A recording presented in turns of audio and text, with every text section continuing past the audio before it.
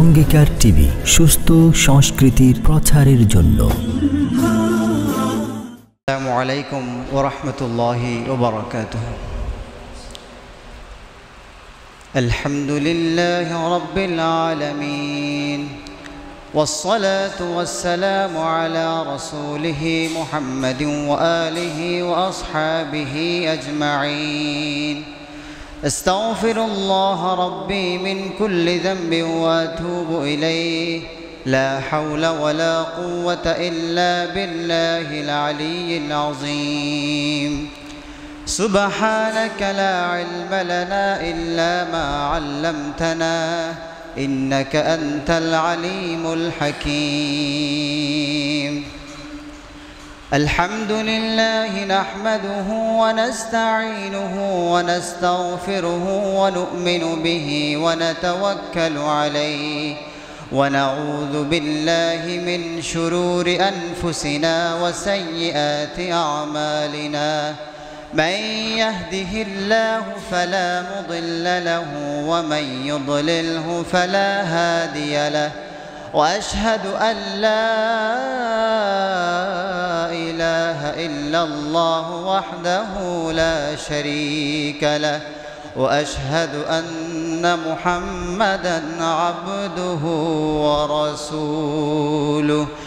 أما بعد فأعوذ بالله من الشيطان الرجيم. بسم الله الرحمن الرحيم. يا أيها الذين آمنوا اجتنبوا كثيرا من الظن إن بعض الظن إثم ولا تجسسوا ولا يغتب بعضكم بعضا. أيحب أحدكم أن يأكل لحم أخيه ميتا فكرهتموه واتقوا الله إن الله تواب رحيم. وقال رسول الله صلى الله عليه وسلم إنما المؤمنون إخوة ولا تحاسدوا ولا تدابروا ولا تناجشوا ولا تباغضوا ولا تدابروا وكونوا عباد الله إخوانا أو كما قال عليه الصلاة والسلام. رب اشرح لي صدري ويسر لي أمري واحلل عقدة من لساني يفقه قولي. رب يسر ولا تعسر وتمم بالخير. اللهم صل على محمد معدن الجود والكرم منبع العلم والحلم والحكم وآله وصحبه وسلم تسليما كثيرا كثيرا. أما بعد. পবিত্র শাওয়াল মাসের তৃতীয় জুমায় আখতারাবাদ মসজিদে বাইতুশ শরীফের কাছের দূরের আগত সম্মানিত মুসল্লিয়ানে কেরাম, মুরব্বিয়ানে আযম, সমবয়সী এবং এলাকার ছোট ছোট ভাইয়েরা, আসসালামু আলাইকুম ওয়া রাহমাতুল্লাহি ওয়া বারাকাতুহু। আল্লাহ পাক রব্বুল আলামিনের দরবারে লাখো কোটি শুকরিয়া জ্ঞাপন করছি যে আল্লাহ পাক রব্বুল আলামিন আমাদেরকে পৃথিবীর এই দুর্যোগকালীন মুহূর্তে মহামারী থেকে বাঁচিয়ে রেখে সুস্থতার সাথে তার ঘরে এসে হাজির হওয়ার জন্য তৌফিক দান করেছেন। সেই জন্য সকলে বলি আলহামদুলিল্লাহ। নবী পাক সাল্লাল্লাহু আলাইহি ওয়াসাল্লামের উপর দরুদ এবং সালাম প্রেরণ করে বলি আল্লাহুম্মা সাল্লি আলা সাইয়্যিদিনা মুহাম্মদ ওয়া আলিহি ওয়া সাল্লিম। সম্মানিত হাজিরিন, সময় সংক্ষিপ্ত সময়ের মধ্যে আজকে একটি গুরুত্বপূর্ণ বিষয়ে কথা বলার জন্য চেষ্টা করব। আপনারাও সেই কথাগুলো একটু মনোযোগ সহকারে শোনার চেষ্টা করবেন। আজকে যে বিষয়ে আলোচনা হবে সেই বিষয়ের নামকরণ করেছি নৈতিকতার অবক্ষয় ও বর্তমান সমাজ। সম্মানিত হাজিরিন, আল্লাহ পাক রব্বুল আলামিন যখন বনি আদমকে সৃষ্টি করার জন্য ইচ্ছা পোষণ করলেন, তখন ফেরেশতাদের সাথে একটু পরামর্শ করলেন। আল্লাহ তাআলা বলছেন, وَإِذْ قَالَ رَبُّكَ لِلْمَلَائِكَةِ إِنِّي جَاعِلٌ فِي الْأَرْضِ خَلِيفَةً قَالُوا أَتَجْعَلُ فِيهَا مَن يُفْسِدُ فِيهَا وَيَسْفِكُ الدِّمَاءَ وَنَحْنُ نُسَبِّحُ بِحَمْدِكَ وَنُقَدِّسُ لَكَ قَالَ إِنِّي أَعْلَمُ مَا لَا تَعْلَمُونَ। আল্লাহ তাআলা ফেরেশতাদেরকে বলছেন, ও হে আমার ফেরেশতারা, আমি পৃথিবীতে আমার দ্বীনের কাজ করার জন্য, আমার বিধান বাস্তবায়ন করার জন্য পৃথিবীতে আমি তোমাদেরকে বাদ দিয়ে, অর্থাৎ ফেরেশতাদেরকে ছাড়া পৃথিবীতে কিছু মানুষ তৈরি করতে যাচ্ছি। খলিফা, প্রতিনিধি। প্রতিনিধির কাজ হচ্ছে দায়িত্বশীলের পরিবর্তে, দায়িত্বশীলের অবর্তমানে তার দায়িত্বশীলের দায়িত্বটা পালন করবে যারা, এরা হচ্ছে প্রতিনিধি। অর্থাৎ আমি আমার দ্বীনের জন্য, আমার ইবাদতের জন্য পৃথিবীতে কিছু আমি প্রতিনিধি পাঠাতে চাচ্ছি, যারা সেই পৃথিবীতে গিয়ে আমার ইবাদত করবে, আমার দাসত্ব করবে, আমার বন্দেগী করবে এবং আমার দ্বীনের প্রতিনিধিত্ব করবে, অর্থাৎ কোরআন এবং হাদিসের। তোমাদের মত কি? ফেরেশতারা বললেন, ক্বালু আতাজআলু ফিহা মান ইউফসিদু ফিহা, ইয়া আল্লাহ, আপনি কি পৃথিবীতে এমন কিছু পাঠাতে চাচ্ছেন, আপনি যাদেরকে পাঠাতে চাচ্ছেন তারা তো এমন মানুষ, মান ইউফসিদু ফিহা, তারা তো পৃথিবীতে গিয়ে আপনার ইবাদত তো দূরের কথা, বরঞ্চ তারা সেখানে ফিতনা তৈরি করবে, ফাসাদ তৈরি করবে, বিশৃঙ্খলা সৃষ্টি করবে। আপনি এই ধরনের মানুষ পাঠাতে চাচ্ছেন পৃথিবীতে? আরো কি করবে? ওয়ায়াসফিকুদ দিমা, তারা হত্যাকাণ্ড ঘটাবে, রক্তপাত করবে। অথচ আপনার ইচ্ছা হচ্ছে কি ওই সমস্ত মানুষকে প্রেরণের মধ্য দিয়ে আপনার ইবাদত করা, দাসত্ব করা, আপনার তসবিহ পাঠ করা। আর অথচ আপনার দাসত্ব, ইবাদত, তসবিহ পাঠ এগুলো তো আমরাও করি। ফেরেশতারা বলছেন, আমরা তো সবসময় আপনার ইবাদত করতেই আছি, তাহলে মানুষ পাঠানোর কি দরকার? ওয়ানাহনু নুসাব্বিহু বিহামদিকা ওয়া নুকদ্দিসু লাক, আপনার পবিত্রতা, আপনার বড়ত্ব আমরা মেনে চলি। আল্লাহ তাআলা বলছেন, ক্বালা ইন্নী আ'লামু মা লা তা'লামুন, ওহে আমার ফেরেশতারা, আমি যেটা জানি তোমরা সেটা জানো না। সম্মানিত হাজিরিন, পৃথিবীতে আল্লাহ পাক রব্বুল আলামিন মানুষকে পাঠিয়েছেন, কোনো উদ্দেশ্যবিহীন আল্লাহ তাআলা পৃথিবীতে কোনো কিছুই সৃষ্টি করেন নাই। তাহলে পৃথিবীতে মানব জাতিকে পাঠানোর ক্ষেত্রে, সৃষ্টি করার ক্ষেত্রে উদ্দেশ্য কি? আল্লাহ তাআলা একটি সূরার মধ্যে বলছেন, ওয়ামা খালাকতুল জিন্না ওয়াল ইনসা ইল্লা লিয়াবুদুন, আমি পৃথিবীতে মানুষকে সৃষ্টি করেছি একমাত্র, কেবলমাত্র আমারই দাসত্ব করার জন্য। দাসত্ব কি? আমি তাদেরকে যে বিধান দেখিয়ে দিয়েছি, যে বিধান শিখিয়েছি, যে হুকুম দিয়েছি, সেই হুকুমে একমাত্র কেবল তারা পালন করতে পারবে। সুতরাং যেই সমস্ত ব্যক্তিরা পৃথিবীতে গিয়ে আমার দাসত্ব করবে, কেবল আমার নাফরমানি করবে না, তারাই হচ্ছে আমার প্রতিনিধি। সুবহানাল্লাহ। তাহলে আজকে যারা দ্বীনের কাজ করে, যারা দ্বীন মেনে চলে, আল্লাহর হুকুম মেনে চলে, তাদেরকে আল্লাহ তাআলা আল্লাহর পক্ষ থেকে পাঠানো প্রতিনিধি হিসেবে সাব্যস্ত করেছেন। কি সুন্দর নামকরণ করেছেন, সুবহানাল্লাহ। পক্ষান্তরে কিছু মানুষ থাকবে ওখানে যারা আমার প্রতিনিধিত্ব করবে না, বরঞ্চ আমার ইবাদতের মধ্যে, আমার দাসত্বের মধ্যে তারা সেখানে ব্যাঘাত সৃষ্টি করবে, ফাটল সৃষ্টি করবে, দ্বন্দ্ব সৃষ্টি করবে, নৈরাজ্য সৃষ্টি করবে। সূরা আনকাবুতের মধ্যে আল্লাহ পাক রব্বুল আলামিন বলছেন, আলিফ লাম মিম আহাসিবান নাসু আন ইউতরাকু আন ইয়াকুলু আমান্না ওয়া হুম লা ইফতানুন। আহাসিবান নাস, মানুষ কি মনে করেছে আন ইউতরাকু, পৃথিবীতে পাঠানোর মাধ্যমে তাদেরকে এমনিতে ছেড়ে দেওয়া হয়েছে? পৃথিবীতে তাদেরকে এমনিতে পাঠানো হয়েছে শুধু খাও দাও ফুর্তি করো, মারামারি হানাহানি করার জন্য, যেমন ইচ্ছে তেমন করার জন্য কি পৃথিবীতে মানুষকে পাঠানো হয়েছে বলে মনে করেছে মানুষ? না। তারা কি মনে করেছে আল্লাহ তাআলা তোমাকে এখানে পাঠিয়েছেন, তোমাকে স্বাধীনতা দিয়েছেন বলে তোমাদেরকে ছেড়ে দিয়েছেন? হাসিবান নাসু আন ইউতরাকু আন ইয়াকুলু আমান্না ওয়া হুম লা ইফতানুন।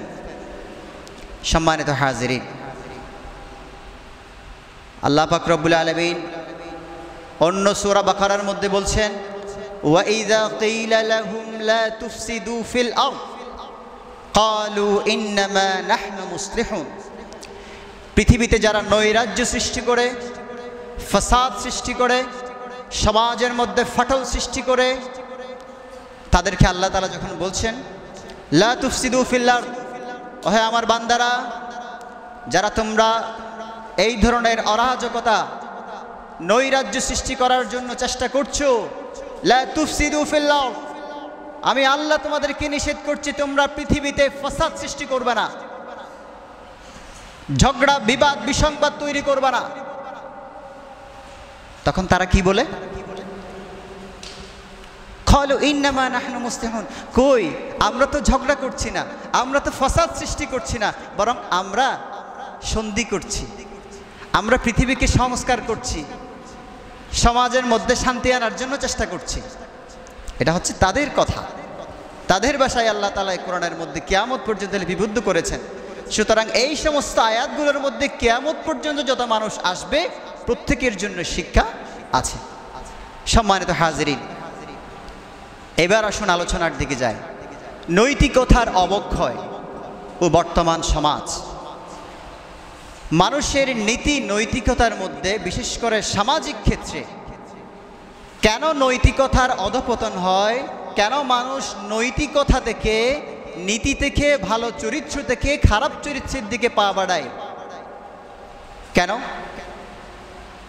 এই বিষয়ে আলহামদুলিল্লাহ গত 4 বছর আগে আমাদের ভার্সিটিতে বিভিন্ন ডিবেট হতো, ওখানে আমরা অনেক ডিবেট করেছি এবং শুধু এই ডিবেটের জন্য অনেক জায়গায় পরিদর্শন করেছি, অনেক মানুষের সাথে মিশেছি, কারণ আমাদের অ্যাসাইনমেন্ট লিখতে হতো, রিপোর্ট জমা দিতে হতো। ওখানে বাস্তব ফিল্ডের ক্ষেত্রে দৌড়াদৌড়ি করে কোথায় কি হচ্ছে না হচ্ছে এই ধরনের রিপোর্টগুলো ওখানে লিখতে হতো। ডাহা মিথ্যা বানোয়াট কথাবার্তা দিলে ওখানে আর নাম্বার পাওয়া যেত না। এই জন্য আলহামদুলিল্লাহ অনেক জায়গায় ঘোরাঘুরি হয়েছে, অনেক কিছু অভিজ্ঞতাও হয়েছে।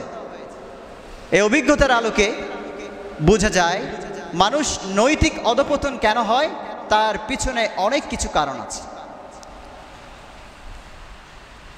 যেমন পৃথিবীতে সর্বপ্রথম জঙ্গিবাদ সৃষ্টি করেছে কারা? অমুসলিমরা, ইহুদিরা, খ্রিস্টানরা। তারা ব্যবহার করেছে কাদেরকে? মুসলিমদেরকে তারা ব্যবহার করেছে। আজকে যাদেরকে আপনারা তালেবান নামটা শুনেছেন, এই তালেবান কাদের তৈরি? তালেবানকে সৃষ্টি করেছিল আমেরিকা। তৎকালীন ছিল পরাশক্তি সোভিয়েত ইউনিয়ন অর্থাৎ রাশিয়া এবং আমেরিকা, দুই পরাশক্তি ছিল। এখন আমেরিকা চাচ্ছে আমি পৃথিবীতে নেতৃত্ব দিব, এখন এদেরকে তো পরাস্ত করতে হবে। পরাস্ত করতে গেলে আমাদের তো সেই শক্তি নেই। ওদিকে দেখা যাচ্ছে মুসলিমদের মাঝে, মুসলিম তরুণ যুবকদের মাঝে তাদের শক্তি আছে, উদ্যমতা আছে, তাদেরকে আমরা একটু কাছে টানার চেষ্টা করি। এখন গেল মুসলিমদের কাছে, ওদেরকে কোরআন এবং হাদিস থেকে কিছু কিছু আয়াতের ভুলভাবে ব্যাখ্যা করে বুঝিয়ে তাদের মগজ ধুলাই করলো, ব্রেন ওয়াশ করে ফেললো যে এরাই তোমাদের শত্রু, এরাই ইসলামের শত্রু, তোমরা এদেরকে প্রতিহত করো। তখন মানুষ তো মুসলমানদের স্বাভাবিক সহজ সরল থাকে, তাদের কথায় উস্কে গিয়ে তারা ওই সোভিয়েত ইউনিয়ন এদের বিরুদ্ধে তারা যুদ্ধ শুরু করেছে। পরবর্তী কিছুদিন যেতে না যেতে, অনেক বছর যেতে না যেতে, যখন তারা বুঝতে পারলো যে আমরা তো মুসলিম, এরা তো আমাদেরকে তৈরি করেছে মুসলমানদেরকে ধ্বংস করার জন্য, সুতরাং যে আমেরিকা আমাদেরকে তাদের স্বার্থের জন্য ব্যবহার করছে, আমরা তো এখন বুঝে গেছি আমরা এখন তাদের পক্ষে আর লড়বো না, তাদের বিপক্ষে যাব। যখন থেকে তাদের বিপক্ষে যুদ্ধ শুরু করলো, এরপর থেকে তাদের নাম দেয়া হয়ে গেল বিভিন্ন ধরনের অপবাদ।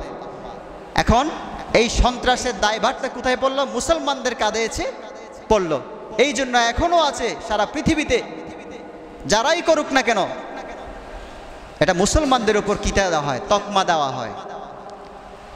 তাহলে তার মানে তাদের উদ্দেশ্য হাসিল করার জন্য তারা কিছু কোমল প্রাণ, সহজ সরল মুসলিমকে তারা ব্যবহার করেছে, হাতিয়ার হিসেবে ব্যবহার করেছে। পরবর্তী সারা বিশ্বের মধ্যে এখন চিহ্নিত হয়ে গেছে কারা? মুসলমানরা। তা এটা হচ্ছে তাদের অনেক বড় একটা টেকনিক। আরও একটি বিষয় কি, তারা বলছে মুসলমানদের হাত থেকে যদি প্রশাসন শক্তি ক্ষমতা যদি ছিনিয়ে নিতে হয়, রাজত্ব নিয়ে নিতে হয়, তাহলে তাদের একটি বড় ধরনের হাতিয়ার আছে। সেটা কি? সেটা হচ্ছে তাদের ঐক্য। তাদের ঐক্যটা যদি আমরা বিনষ্ট করতে পারি, তাহলে দেখা যাবে তারা অটোমেটিক ধ্বংস হয়ে যাবে। আজকে মধ্যপ্রাচ্যের মধ্যে দেখেন, আরব বসন্তের নাম দিয়ে ইসরায়েল প্রত্যেকটা মুসলিম রাষ্ট্রের মধ্যে কানাই কানাই ভিতরে ভিতরে ঢুকে ঢুকে এক ভাই আরেক ভাইয়ের বিরুদ্ধে দ্বন্দ্ব লাগিয়ে দিয়েছে, ক্ষমতার লোভ দেখিয়েছে। তাহলে এভাবে করতে করতে আজকে মুসলিম রাষ্ট্রগুলোকে সততা বিভক্ত করতে টুকরা করতে আজকে মুসলিমদের এই দুরবস্থা। আজকে ফিলিস্তিনে আমার ভাই বোনরা দিন রাত মরছে, কিন্তু আজকে পুরো এতগুলো মুসলিম থেকেও, মুসলিম ওয়ার্ল্ড বিশ্ব থেকেও তারা কোনো প্রতিবাদ করছে না। তার কারণটা কি? অথচ রাসূল সাল্লাল্লাহু আলাইহি ওয়াসাল্লাম বলছেন, আল মুমিনুনা কাজাসাদিন ওয়াহিদিন ইন ইশতাকা আইনুহু ইন ইশতাকা কুল্লুহু। সারা বিশ্বের যত মুসলিম নরনারী আছে তারা একটি দেহের মতো, একটি শক্তি। তার মাথা যদি ব্যথা করে তার পুরো শরীর ব্যথা করে, তার চোখ ব্যথা করলে পুরো শরীর ব্যথা করবে। সুতরাং আজকে পুরো বিশ্বের এক প্রান্তের মুসলমান যখন নির্যাতিত হবে, তখন আমরা যদি আমাদের মধ্যে যদি ন্যূনতম ইমান যদি থাকে, তাহলে নিশ্চয়ই আমাদের অন্তর, আমাদের মন সেটাও জেগে উঠবে আজকে তাদের বিরুদ্ধে। কিন্তু আজকে আমরা চুপ। ওই আমাদের গায়ে আসলে তখন আমরা একটু চেঁচামেচি করি, কিন্তু আমার ভাইয়ের উপর জুলুম আসলে তখন আমরা আর কোনো কথাবার্তা বলি না। এটা হচ্ছে বর্তমান সমাজে সবচেয়ে বড় স্বার্থপর হচ্ছে আমরা মুসলিমরা। আমি অমুসলিমদের দোষ দিই না সহজে, আমি আগে নিজের দোষটা নিজেই দিই। সম্মানিত হাজিরিন, খুবই খারাপ অশুভ লক্ষণ। এখন দেখুন বর্তমান সমাজ বিভিন্ন জায়গার মধ্যে আল্লাহ তাআলা পৃথিবীতে মানুষকে চলার জন্য স্বাধীনতা দিয়েছেন, কথা বলার বাকশক্তি দিয়েছেন। কিন্তু যখন মানুষ খুব ভালোভাবে চলাফেরা করে, সমাজের মধ্যে যখন শান্তি বিরাজ করে, তখন কিছু মানুষ এই সমাজকে ধূলিসাৎ করার জন্য, সমাজের বিপর্যয় সৃষ্টি করার জন্য, ফাসাদ সৃষ্টি করার জন্য তারা উঠে পড়ে লেগে থাকে। কেমনভাবে লাগে? তারা সরাসরি লাগে না, তারা কিছু লোক তৈরি করে, তারা আন্ডারগ্রাউন্ডে থাকবে, উপরে উপরে বসে থাকবে। তারা মাঠ পর্যায়ে কাজ করার জন্য কিছু কোমল প্রাণ তরুণ যুবকদেরকে তারা হায়ার করবে, তাদেরকে দিয়ে তারা তাদেরকে লিড দিবে, তাদেরকে কিছু টাকা পয়সা দিবে, খরচাপাতি দিবে, তাদেরকে কেনা গোলামের মতো তারা ব্যবহার করবে, এবং তাদের মধ্যে বিভিন্ন সমাজের মধ্যে অরাজকতা বিশৃঙ্খলা তারা তৈরি করে। এখন দুষ্টা হয়ে যায় কার? ওই সমস্ত ছেলেদের দোষ হয়ে যায়। কিন্তু একবারও কেউ এটা চিন্তা করে না এই সমস্ত মানুষগুলো কারা তৈরি করেছে, এর পিছনে ইন্ধনদাতা কারা। এদেরকে আর কেউ বিচারের আওতায় আনে না, এদেরকে আর কেউ দোষারোপ করে না। এদেরকে মাঝখান দিয়ে সহজ সরল অবুঝ কিছু মানুষ ফেসে যায়। পৃথিবীতে অনেক ভালো মানুষ আমি দেখেছি খারাপ হয়ে যেতে দেখেছি, অনেক খারাপ মানুষ ভালো হতেও দেখেছি। ভালো মানুষ কিভাবে খারাপ হয় একটা উদাহরণ দিই। যখন আমি চট্টগ্রাম বিশ্ববিদ্যালয়ে পড়াশোনা করি, আমার কিছু বন্ধু বান্ধব তারা খুব ভালো ছিল, আগে নৈতিকতা মাশাআল্লাহ খুবই একেবারে চরিত্রবান ছিল। কিন্তু বছর 2 বছর সেকেন্ড ইয়ার থার্ড ইয়ারে যেতে যেতে না দেখতে এরা দেখতেছে অনেক বড় একটা কি হয়ে গেছে, গডফাদার হয়ে গেছে। বললাম, কিরে দোস্ত, তুই তো এরকম ছিলিস না, তুই কেন হয়েছিস এরকম, কেন তুই এই অবস্থা করছিস সাধারণ কিছু ছেলেপেলেদেরকে নিয়ে? বলছে, দোস্ত, বাস্তবতার যদি সম্মুখীন হয় তুইও সেটা করবি। বলছি, কেমন? বলতে, আজকে ভালো পথ থেকে খারাপ পথে আনার জন্য আমাকে বাধ্য করেছে আমার চাচা। তাহলে কেমন তোর চাচা? বলেছে, আমার বাবা যখন মারা গিয়েছিল তখন আমার চাচাকে আমরা অভিভাবক মেনেছিলাম, তাদের কথা আমরা শুনেছিলাম, তাদের হুকুম আমরা মানতাম। তারা, এই চাচা তার ব্যক্তিগত স্বার্থ হাসিলের জন্য আমাকে দিয়ে বিভিন্ন ধরনের খারাপ কাজ করিয়েছে সমাজের মধ্যে। এমন এমন কাজ করিয়েছে যেই সমস্ত কাজের কারণে আমি সমাজের মধ্যে লাঞ্ছিত হয়েছি এবং এমনকি অনেক মার্ডার কেসের আসামির মধ্যে আমার নামটা ঢুকে গেছে, অথচ আমি এরকম ছিলাম না। এবং পরবর্তীতে হয়েছে কি, যেই চাচার জন্য এত কিছু করেছি সেই চাচা পরবর্তীতে আমাদের উপর জুলুম করা, আমাদের সহায় সম্পত্তি যা ছিল সব উনি আত্মসাৎ করে নিয়েছে। তাহলে যেই চাচার জন্য এতগুলো করেছি, অথচ আজকে যখন আমি থানায় গেছি আমার খবর নেয় না, বরঞ্চ উল্টা আরও থানায় গিয়ে আমার বিরুদ্ধে আমার আরও কি দেয়, উস্কে দেয়। তাহলে যেই মানুষের জন্য আমি এত কিছু করেছি, দেখলাম পরিশেষে এই মানুষ আমাকে সম্পূর্ণ তার ব্যক্তিগত স্বার্থের জন্য আমাকে ব্যবহার করেছে, বরঞ্চ আমাকে ফতুর করে দিয়েছে। সুতরাং যখন আমি ছাড়া পেলাম তখন আমিও আস্তে আস্তে সেই পথে পা বাড়ালাম। কারণ পৃথিবীতে একটা স্বাভাবিক নিয়ম, আপনি যখন কোনো মানুষকে ক্ষতি করবেন ইচ্ছাকৃতভাবে না হোকভাবে, সেও চেষ্টা করবে আপনাকে তার বদলা দেওয়ার জন্য। তাহলে এখানে দোষটা কার? দোষটা হচ্ছে প্রথম পক্ষের। তো বললাম, দোস্ত, সেই জন্য আমাকে আজকে এই পথ বাধ্য হয়ে বেছে নিতে হয়েছে। বললাম, যাক, সেটা তোরা বুঝিস। প্রিয় ভাইয়েরা, পৃথিবীতে রাজনীতি কিভাবে চলে সেটাও আমরা অনেক কাছ থেকে দেখেছি। আমাদের কিছু বড় ভাইয়েরাও ছিল। পৃথিবীর কল কারখাটি, রাজনীতির কল কারখাটি, এগুলো সব কিছু করার আগে নেতারা ভার্সিটিতে যায়। ভার্সিটির বড় বড় ছাত্র নেতারা যারা থাকে তাদের সাথে হাত করে, কারণ ওই যে তার তো মানুষ লাগবে মাঠে, সে তো বুড়া মানুষ তো মাঠ পর্যায়ে মারামারি করতে পারবে না। তাহলে দেখা যাচ্ছে বিশাল একটা অংশের মধ্যে, সেটা সবখানে তাদের রাজনৈতিক উদ্দেশ্য বলেন, ব্যক্তিগত স্বার্থ বলেন, অর্থের উদ্দেশ্য বলেন, সে তার উদ্দেশ্য হাসিল করার জন্য কিছু কোমল প্রাণ সহজ সরল মানুষকে তারা ইনডিরেক্টলি তারা ব্যবহার করে, তাদেরকে টাকা পয়সাও দেয়। এখন সাধারণ মানুষ, সে এখনো উঠতি বয়সের মানুষ, সে এত কিছু মারপেচ বুঝে না, সে তার পক্ষে হয়ে কাজ করে। সমাজের মধ্যে যখন বড় ধরনের একটা ফাসাদ তৈরি হয়, একটা মামলা হয়, খুন খারাপি হয়, তখন বেচারা ফেসে যায় ওই ছেলেটা। পরবর্তীতে দেখা যায় যার জন্য আমি করেছি চুরি, সেও আমাকে চোর বলে, সে আমাকে বরঞ্চ আরো ডাকাত বলে পুলিশের হাতে ধরিয়ে দেয়। তো সুতরাং আমি যখন ছাড় পাই, আমি ছাড় পেলে তখন আমি কি আর ভালো থাকতে পারবো না। তাহলে এই ধরনের দেখা যাচ্ছে বিভিন্ন সমাজের মধ্যে এই ধরনের অনৈতিক কাজগুলো চলে। তাহলে ভালো মানুষ কিভাবে খারাপ হয়, এটা একটা পথ। আরো কিছু মানুষ আছে যারা সব সময় চায় অশিক্ষিত হোক বা শিক্ষিত হোক, একটু যখন টাকা পয়সা হয় তখন তারা চায় সমাজের মধ্যে নেতৃত্ব দিতে, সমাজের মানুষকে তাদের আঙ্গুলের ইশারায় উঠবোস করাতে, হাতের মুঠোয় নিয়ে নিতে চায়, যেন সমাজের সকল মানুষ তার কেনা গুলাম, তার কথাই উঠবোস করে। তারা এইভাবে অবৈধভাবে তারা মানুষকে এভাবে কি করতে চায়, দাসত্বের শৃঙ্খলে বন্দিত্ব করতে চায়। অথচ পৃথিবীতে মানুষ একমাত্র দাসত্ব করবে কার? আল্লাহ। কিন্তু পৃথিবীতে আজকে মানুষকে দাস বানিয়ে রেখেছে, গোলাম বানিয়ে রেখেছে। আমরা আজকে আল্লাহর দাসত্ব ভুলে গিয়ে মানুষের দাসত্বের মধ্যে আমাদের ব্যক্তিত্বকে আমরা নষ্ট করে ফেলেছি, বিসর্জন দিয়েছি। সম্মানিত হাজিরিন, তাহলে এই হচ্ছে বর্তমান সমাজের অবস্থা। আজকে আমরা যদি বলি সমাজের মধ্যে যত বিশৃঙ্খলা ফাসাদ তৈরি হয়, আমরা দেখি কিছু ব্যক্তি সেই কাজ করছে, কিন্তু আমরা এটা দেখি না এর আড়ালে কে আছে, এদেরকে এই পথের মধ্যে কে নামিয়েছে, তাদেরকে আমরা খুঁজে বের করি না। কিন্তু ঠিক এই সমস্ত কোমলমতি শিশু তরুণ যুবকদেরকে ব্যবহার করে তারা ঠিক আঙ্গুল ফুলে কলা গাছ হয়ে যাচ্ছে। তারা আজকে গাছের মাথায় বসে আছে, আর এলাকায় সাধারণ মানুষ তারা ভয়ের মধ্যে কি সুন্দর একটা পরিবেশ পরিস্থিতিকে তারা ধ্বংস করে অরাজকতাপূর্ণ একটা পরিস্থিতি ঘোলাটে করার চেষ্টা করে।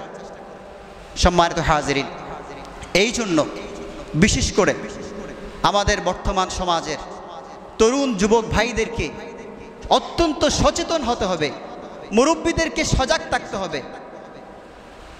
সম্মানিত তরুণ যুবক ভাইয়েরা, আমার এলাকাবাসী, আপনারা জেনে রাখুন, আল্লাহ তাআলা পৃথিবীতে আপনাদেরকে স্বাধীনভাবে পাঠিয়েছে। স্বাধীন কথা বলার অধিকার আপনাদের আছে, স্বাধীনভাবে চলাফেরার আপনাদের আছে। কিন্তু তার মানে এই নয় আল্লাহ তাআলা আপনাকে যে মান মর্যাদা দিয়েছে, যে ব্যক্তিত্ব দিয়েছেন, সেই ব্যক্তিত্ব আপনি অন্যজনের কাছে বিক্রি করে দিবেন, আরেকজনের কথাই উঠবোস করবেন, সেটা আপনার স্বাধীনতা নয়। আপনি যদি মানুষ হিসেবে আপনার মনুষ্যত্ববোধ, আপনার মূল্য বুঝেন, তাহলে আপনি নিশ্চয়ই আপনার সুবিবেককে কাজে লাগিয়ে আপনি সামনে এগোতে চেষ্টা করবেন। আপনার চেষ্টা হবে সমাজের মধ্যে যদি কোনো অন্যায় হয়ে থাকে তাহলে সেটাকে কিভাবে প্রতিহত করা যায়। আপনি শুধু শুধু আরেকজনের কথাই ব্যবহার হবেন কেন? আপনি আরেকজনের হাতিয়ার হবেন কেন?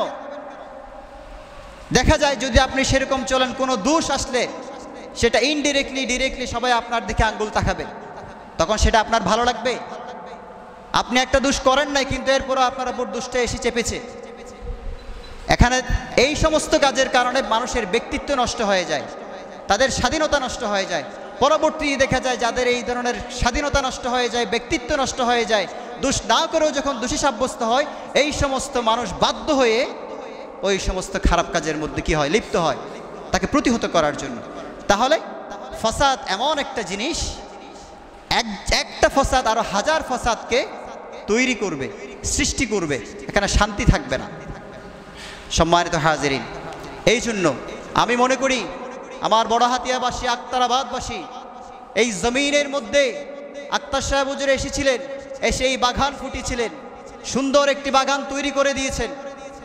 আল্লাহ তাআলা আপনাদেরকে যে মেধা দিয়েছেন, যোগ্যতা দিয়েছেন, আপনারা আপনাদের যোগ্যতা, মেধা, শক্তি দিয়ে প্রমাণ করে দেন আপনারা এলাকার সুসন্তান। আপনারাই পারেন আপনাদের এলাকাকে রক্ষা করতে, শান্তি শৃঙ্খলা রক্ষা করতে আপনারাই পারেন একমাত্র। আপনারা যখন হক পথে থাকবেন, এক থাকবেন, কোনো অন্যায়, কোনো অপশক্তি, এমন কোনো শক্তি নেই যা আপনাদেরকে দমাতে পারবে। প্রয়োজন শুধু নিজের বিবেক বুদ্ধকে একটু কাজে লাগানো। কি করছেন, কোথায়? এখানে আপনার ভাই থাকে, আপনার বোন থাকে, আপনার বাবা থাকে। আমি ছোটদের দোষ দিচ্ছি না, আমি তরুণ যুবকদের দোষ আমি সহজে দিই না। আমি দোষ দেই ওদের যারা এদেরকে তৈরি করছে, যারা তাদের স্বার্থ সিদ্ধির জন্য এই সমস্ত মানুষদেরকে খারাপ পথে পা বাড়াতে সাহায্য করছে, বাধ্য করছে, আমি তাদেরই দোষ দিই। কিন্তু আজকে দুর্ভাগ্যের বিষয়, সমাজ চুপ, মানুষ নীরব। কেন? একটি সুন্দর পরিবেশ, সুন্দর মুহূর্ত, শান্তশিষ্ট পরিবেশ কেন শুধু শুধু কিছু গুটি কয়েক ব্যক্তির জন্য এত নৈরাজ্য হবে? সম্মানিত হাজিরিন, তাহলে দেখা যাচ্ছে পৃথিবীতে আশার দিকেও আছে, হতাশার দিকেও আছে। স্বাভাবিকভাবে দেখা যায় একটি সমাজের মধ্যে সকল মানুষ খারাপ নয়, বরঞ্চ অধিকাংশ মানুষই ভালো। কিন্তু গুটি কয়েক মানুষ থাকে, কিছু নেতৃস্থানীয় ব্যক্তিবর্গ যখন খারাপ হয়, তারা যখন মানুষকে খারাপ দিকে সমাজকে পরিচালিত করে, তখন পুরা সমাজ কি হয়ে যায়, কলুষিত হয়ে যায়। এখানে আশার একটি দিক আছে। আশার দিক কি? কুচক্রী মহল, ষড়যন্ত্রকারীরা যখন সমাজকে খেলার পুতুল বানাতে চেষ্টা করে, সমাজের মধ্যে ফাসাদ সৃষ্টির জন্য চেষ্টা করে, তখন কিছু তরুণ যুবক ভাইরা কি হয়ে যায়, তাদের ঢাল হয়ে দাঁড়িয়ে যায়। তারা সমাজের মধ্যে বিশৃঙ্খলা কোনো পরিবেশ পরিস্থিতি তৈরি করতে তারা বাধা দেয়।